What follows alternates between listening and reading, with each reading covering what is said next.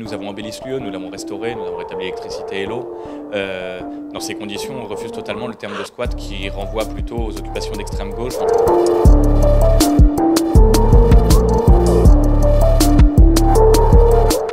Nous sommes au 17 rue Thiers, qui est un bâtiment dans lequel nous sommes entrés en octobre 2018 afin d'y accomplir quelques actions sociales assez modestes. Surtout au départ, l'idée c'était d'abord de faire le Noël des malchanceux, qui est donc quelque chose que nous organisons chaque année, où on permet à environ une dizaine de SDF de jouir d'un bon repas, d'avoir une nuit au chaud, etc.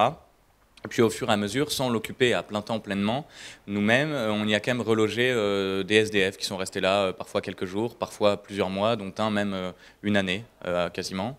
Et il y a 15 jours de cela environ, la société Alter, qui est donc une société publique de la mairie d'Angers, a découvert notre présence dans les lieux et nous a demandé de partir. Je suis poursuivi personnellement et la mairie souhaiterait nous expulser au plus vite, nous et tous les occupants, sachant que certains, par peur, sont déjà partis en raison des poursuites. Maintenant, voilà, ceci nous interroge un petit peu. D'abord, officiellement, c'est parce qu'il y a des travaux, enfin les banderoles et puis des travaux derrière. Il y a un permis de démolir qui peut courir pendant encore un an. On ne pense pas qu'il y ait d'urgence absolue.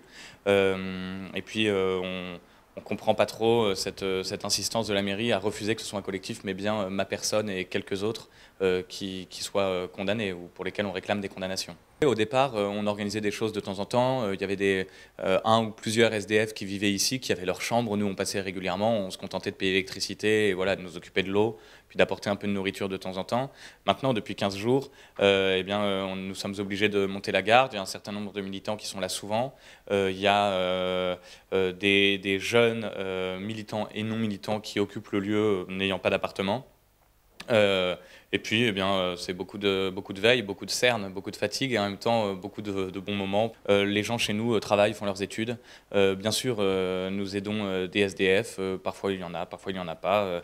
Mais si vous voulez, nous sommes arrivés dans un lieu qui était dans un état de délabrement complet, qui n'était pas occupé, qui appartient à une société publique, qui donc appartient aux Angevins. Ça n'a rien à voir avec l'occupation d'une résidence secondaire ou de la propriété privée d'un particulier. Et nous avons embelli ce lieu, nous l'avons restauré, nous avons rétabli l'électricité et l'eau.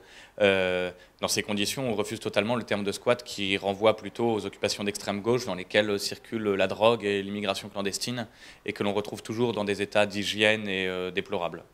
Là, vous ne pouvez pas le voir ici, mais tous les travaux qui ont lieu dans le quartier n'ont pas vocation seulement à construire des logements sociaux. Il y a bien sûr également la spéculation immobilière de la part notamment d'Abraham Immobilier pour construire des appartements classiques, ce qui n'aurait rien de mal en soi si nous n'assistions pas actuellement à Angers à un double mouvement assez inquiétant, à l'instar de ce qui s'est passé à Nantes ou à Bordeaux ces dernières années, d'africanisation et de gentrification du centre-ville. Peut-être la banderole qui dénote le plus et à laquelle les gens ne s'attendent pas, c'est contre l'usure pour l'accès à la propriété, puisque ça peut sembler paradoxal que des gens, pour défendre l'accès à la propriété, s'organisent en occupation illégale d'un bâtiment. La raison en est assez simple. Nous dénonçons la spéculation immobilière à Angers qui empêche les gens d'accéder à la propriété. Nous dénonçons un système dans lequel des gens sont soit locataires à vie du fait du coût de la vie et de l'immobilier, soit endettés pour très longtemps du fait de l'usure qui régit notre société. Enfin, il y a d'autres banderoles qui réclament, voilà, bien sûr, qui la fin de l'immigration, qui la fin du laxisme judiciaire, puisque Angers a été marqué par le viol d'une étudiante par un clandestin kosovar qui était logé aux frais des Angevins, qui en était à sa 3e condamnation pour agression sexuelle, dont une sur une handicapée.